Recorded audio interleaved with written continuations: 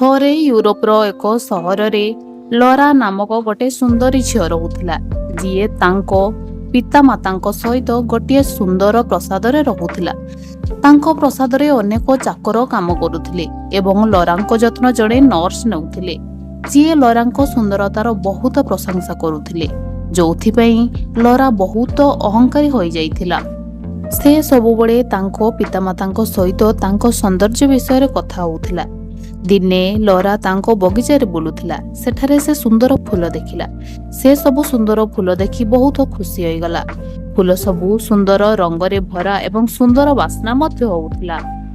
ତାପରେ ତାଙ୍କ ମହଲର ମୁଖ୍ୟ ଦ୍ୱାର ପାଖରେ ଜଣେ ଝିଅଟିକୁ ଠିଆ ହୋଇଥିବାର ଦେଖିଲା, ଯିଏ ବହୁତ ଗରିବ ଦେଖାଯାଉଥିଲା। ତା ପୋଷାକ ମଧ୍ୟ ପୁରୁଣା ଏବଂ ମଇଳା ହୋଇଯାଇଥିଲା। ଏହା ଦେଖି ଲରା ଝିଅଟିକୁ ଦ୍ୱାର ପାଖରୁ ଯିବାକୁ କହିଲା।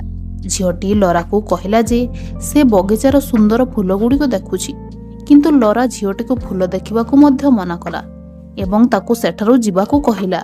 ଏହାପରେ ଲରାଙ୍କ ନଜର ତାଙ୍କ ବଗିଚାରେ ଥିବା କିଛି ଗୋଲାପ ଫୁଲରେ ପଡ଼ିଲା। ସେ ଗୋଲାପ ଫୁଲ ପାଖକୁ ଯାଇ କହିବାକୁ ଲାଗିଲା ଯେ ଫୁଲଗୁଡ଼ିକ କେତେ ସୁନ୍ଦର, ଫୁଲର ବାସ୍ନା ମଧ୍ୟ ସୁନ୍ଦର। ତାପରେ ଫୁଲଗୁଡ଼ିକରୁ 4ଟି ଛୋଟ ପରି ବାହାରି ଆସିଲେ, ଯେଉଁମାନେ ଦେଖିବାକୁ ବହୁତ ସୁନ୍ଦରୀ ଥିଲେ। ଲରା ସେହି ପରୀମାନଙ୍କ ସୌନ୍ଦର୍ଯ୍ୟର ପ୍ରଶଂସା କରିବାକୁ ଲାଗିଲା, କିନ୍ତୁ ପରୀମାନଙ୍କ ମଧ୍ୟରୁ ଜଣେ ପରୀ କହିଲା ଯେ ସେ ବହୁତ ଅହଙ୍କାରୀ ଝିଅ, ଯିଏ ତାଙ୍କ ଦ୍ୱାର ପାଖକୁ ଆସିଥିବା ସେ ଗରିବ ଝିଅଟି ସହିତ ଖରାପ ବ୍ୟବହାର କରି ଘୋଡ଼େଇ ଦେଲା। ଆମେମାନେ ତା ସହିତ କଥା ହେବା ଉଚିତ ନୁହେଁ। ଏହା କହି 2ଟି ପରୀ ସେଠାରୁ ଚାଲିଗଲେ।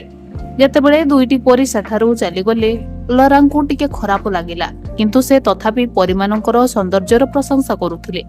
ପରୀମାନେ ପଚାରିଲେ, ତୁମେ ମଧ୍ୟ ପରୀ ହେବାକୁ ଚାହୁଁଛ କି? କିନ୍ତୁ ଆମେ ତୁମକୁ ମାତ୍ର 15 ମିନିଟ୍ ପାଇଁ ପରୀ କରିପାରିବୁ। ତାପରେ ଲରା ତୁରନ୍ତ ହଁ କହିଲେ। ତାପରେ ଲରା ମଧ୍ୟ ପରୀ ହୋଇଗଲା। ଲରା ପରୀମାନଙ୍କ ପରି ଛୋଟ ହୋଇଗଲା। ଲରାଙ୍କ ଡେଣା ନଥିଲା, ତେଣୁ 2 ପରୀ ଲରାଙ୍କୁ 2 ହାତରେ ଧରି ତାଙ୍କ ସହିତ ଉଡ଼ିବାକୁ ଲାଗିଲେ। ସେ ଲରା ସହିତ ବଗିଚାରେ ଉଡ଼ିବା ଆରମ୍ଭ କଲେ। ତାପରେ ସେମାନେ ଲରାଙ୍କୁ ଗୋଟେ ପୁରୁଣା ଘରକୁ ନେଇଗଲେ, ଯାହା ବହୁତ ପୁରୁଣା ଥିଲା। ପରୀମାନେ ସେହି ଘରର କୋଠରୀରେ ରଖାଯାଇଥିବା ଫୁଲଗୁଡ଼ିକ ସୁନ୍ଦର ଏବଂ ସୁଗନ୍ଧିତ କରିବାକୁ ଲାଗିଲେ। ସେ ଘରେ ଗୋଟିଏ ଝିଅ ତା ଅସୁସ୍ଥ ମା ସହିତ ରହୁଥିଲା। ସେ ଝିଅଟି ସିଲେଇ କାମ କରୁଥିଲା। ସେ ଝିଅଟି ଲରାଙ୍କ ଆଗରେ ତାଙ୍କ ମାଙ୍କୁ କହିଲା, ଆଜି ମୁଁ ନୂଆ ପୋଷାକ ତିଆରି କରିବି ଆଉ ତାକୁ ବିକ୍ରି କରି ଯୋଉ ପଇସା ମିଳିବ ସେଇ ପଇସାରେ ଘର ପାଇଁ ରାସନ ଆଣିବି। ତାପରେ ଲରା ଜାଣିପାରିଲା ଯେ ଝିଅଟିକୁ ଟଙ୍କାର ଆବଶ୍ୟକତା ଅଛି। ଏହାପରେ ପରୀମାନେ ଲରାକୁ ଆଉ ଏକ ପୁରୁଣା ଏବଂ ଭଙ୍ଗା ଘରକୁ ନେଇଗଲେ। ଲରା ପରୀମାନଙ୍କୁ ପଚାରିଲା, ତୁମେ ମୋତେ ଏତେ ସୁନ୍ଦର ବଗିଚା ଛାଡ଼ି ଏଇ ଘରକୁ କାହିଁକି ଆଣିଛ? ପରୀମାନେ କହିଲେ, ଆମେ ଏଠାକୁ ସୌନ୍ଦର୍ଯ୍ୟ ଏବଂ ପ୍ରେମ ବାଣ୍ଟିବାକୁ ଆସିଛୁ। ପରୀମାନେ ସେଠାରେ ରଖାଯାଇଥିବା କିଛି ଫୁଲରେ ସୌନ୍ଦର୍ଯ୍ୟ ଏବଂ ବାସ୍ନାର ବିସ୍ତାର କରିବା ଆରମ୍ଭ କଲେ। ଲରା ସେହି ଘରେ ସେହି ଝିଅଟିକୁ ଦେଖିଲା, ଯାହାକୁ ସେ ଗାଳି କରିଥିଲା ଏବଂ ଦ୍ୱାର ପାଖରୁ ଘୋଡ଼େଇ ଦେଇଥିଲା। ସେ ଘରେ ପହଞ୍ଚି ଜାଣିପାରିଲା ଯେ ସେ ଝିଅର ନାମ ହେଉଛି ରାନୀ। ତାର କେହି ନାହାନ୍ତି, ସେ ଅନାଥ। ସେ ତାଙ୍କ ମାଉସୀ ସହିତ ରହୁଥିଲା, ଯିଏ ରାନୀକୁ ପସନ୍ଦ କରୁନଥିଲା। କିନ୍ତୁ ଯେତେବେଳେ ରାନୀ ପରୀମାନଙ୍କ ସେହି ସଜା ହୋଇଥିବା ଫୁଲ ଦେଖି ବହୁତ ଖୁସି ହୋଇଗଲା। ଏହା ଦେଖି ଲରା ଭାବିଲା ଯେ ମୁଁ ମଧ୍ୟ ପରୀ ହୋଇଥାନ୍ତି କି? ଏମାନଙ୍କ ପରି ମୁଁ ମଧ୍ୟ ଖୁସି ବାଣ୍ଟି ପାରିଥାନ୍ତି। ଏହା ସେ ପରୀ ଦୁହେଁ ଜାଣିପାରିଲେ ଏବଂ ବହୁତ ଖୁସି ହେଲେ। ସେମାନେ ଜାଣିପାରିଲେ ଯେ ଲରାର ଗର୍ବ ଏବେ ଚାଲିଗଲା। ସେମାନେ ଲରାଙ୍କୁ କହିଲେ, ତୁମେ ଜଣେ ମଣିଷ, ତୁମେ ମଧ୍ୟ ଖୁସି ବାଣ୍ଟି ପାରିବ। ସେତେବେଳକୁ ଲରା ପରୀ ହେବାକୁ 15 ମିନିଟ୍ ହୋଇଯାଇଥିଲା।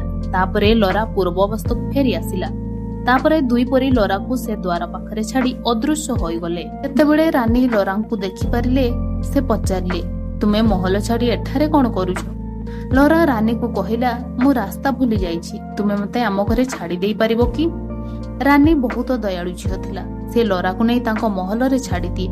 ଲରା ମଧ୍ୟ ରାନୀକୁ ନେଇ ତାଙ୍କ ପ୍ରାସାଦ ଭିତରକୁ ଗଲେ ଏବଂ ଭଲ ଭଲ ଖାଇବା ମଧ୍ୟ ଦେଲେ। ତାପରେ ଲରା ରାନୀଙ୍କୁ କହିଲେ, ତୁମେ ବଗିଚାରେ ଯେତେ ଫୁଲ ଚାହିଁବ ସେତେ ନେଇପାରିବ। ଲରା ତାଙ୍କ ବାପାଙ୍କୁ ରାନୀଙ୍କୁ ତାଙ୍କ ଘରେ ରଖିବାକୁ କହିଲେ, କାରଣ ତାଙ୍କ ମାଉସୀ ରାନୀଙ୍କୁ ଭଲ ପାଆନ୍ତି ନାହିଁ। ତାଙ୍କ ଝିଅ ବଦଳି ଯାଇଥିବା ଦେଖି ଲରାଙ୍କ ବାପା ବହୁତ ଖୁସି ହୋଇଯାଆନ୍ତି ଏବଂ ତାଙ୍କ କଥାରେ ରାଜି ହୋଇଯାଆନ୍ତି। ଏହାପରେ ସେହି ସିଲେଇ ଝିଅଙ୍କ ଠାରୁ ଲରା ପୋଷାକ କିଣିଲେ ଏବଂ ପ୍ରଚୁର ଟଙ୍କା ଦେଲେ। ଲରା ଝିଅଟିକୁ ଖାଇବା ସାମଗ୍ରୀ ମଧ୍ୟ ଦେଲେ। ଲରା ଏବେ ଅନୁଭବ କରି ସାରିଥିଲେ ଯେ ଜଣେ ବ୍ୟକ୍ତିର ଭିତର ସୁନ୍ଦରତା ହେବା ଆବଶ୍ୟକ, ବାହାର ସୁନ୍ଦରତାରେ କିଛି ନାହିଁ। ଫୁଲ ପରୀମାନେ ଲରାକୁ ବହୁତ ଭଲ ଶିକ୍ଷା ଦେଲେ। ଗପଟି କେମିତି ଲାଗିଲା କମେଣ୍ଟ ମାଧ୍ୟମରେ ଜଣାନ୍ତୁ। ଚ୍ୟାନେଲକୁ ସବସ୍କ୍ରାଇବ କରିଦିଅନ୍ତୁ।